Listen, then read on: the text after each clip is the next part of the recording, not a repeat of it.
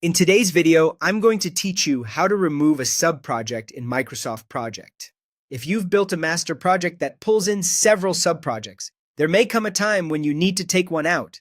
In Microsoft Project, removing a subproject simply means taking that linked file out of the master plan. It does not erase the original project file from your computer. With that in mind, let's walk through two reliable ways to do it. The first, and generally the quickest, is to delete the subproject from the master file. Start by opening your master project. In the task list, locate the subproject you want to remove.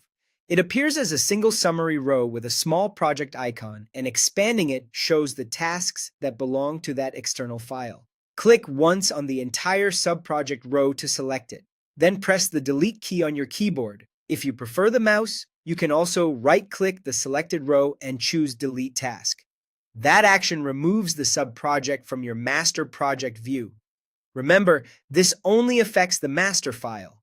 The external .mpp subproject file remains untouched on disk. If you want to remove the subproject more cautiously, use the unlink first method. This approach helps avoid broken links or leftover references that could confuse future updates. Double-click the subproject row to open its project information dialog.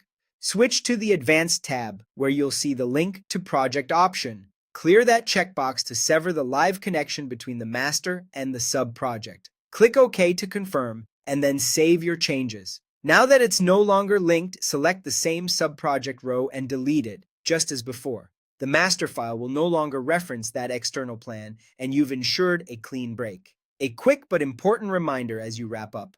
Removing a subproject from the master does not delete the subproject's .mpp file. You are simply removing the link and the display of its tasks in the master. If you need that project later, you can bring it back into the master without having lost any data in the original file. That's all there is to it. Use the direct delete when you want speed, or unlink first when you want maximum cleanliness. Either way, you'll keep your master project accurate and focused on the work you need to see.